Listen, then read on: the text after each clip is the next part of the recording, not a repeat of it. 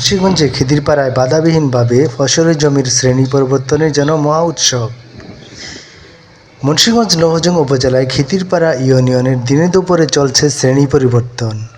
খিদিরপাড়া ইউনিয়নের বিভিন্ন স্থানে এভাবে চলছে ফসলি জমি মাটি কাটা সহ ড্রেজার দিয়ে ফসলি জমি ভরাটের কাজ। বিভিন্ন সংবাদ মাধ্যমে সংবাদ প্রকাশ হলেও নেওয়া হচ্ছে না মাটি খেকু চক্রের বিরুদ্ধে আইনি ব্যবস্থা।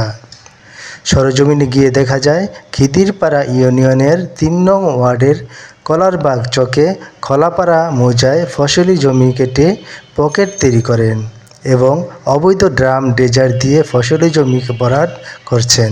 এই ড্রেজারটা কার? ইকবাল ব্যাপারী। ইকবাল ব্যাপারে কি করে? ওই স্ট্যান্ডে কি করে মূলত করে কি? তাহলে আমরা হলো বদলি আর বাতে লইছে হ্যাঁ স্টার্ট দিয়ে হেন জায়গা। ইকবাল ব্যাপারে স্টার্ট দেওয়ার জায়গা কোথায় থাকে? ওই স্ট্যান্ডে। কোন স্ট্যান্ডের নাম কি?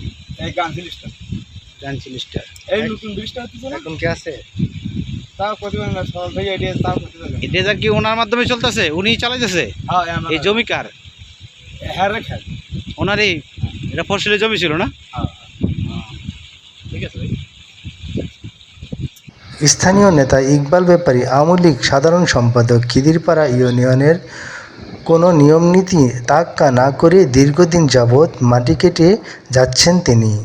এ বিষয়ে খিদিরপাড়া ইউনিয়নের ভূমি কর্মকর্তা সাবেরিন এর কাছে জানতে চাইলে তিনি বলেন, বিষয়টি আমি অবগত ছিলাম না, কিন্তু এখন জানতে পেরেছি। আমি ঊর্ধ্বতন কর্মকর্তার সাথে কথা বলে আইনগত ব্যবস্থা নিচ্ছি। পরবর্তীতে তিনি কোনো ব্যবস্থা নেননি।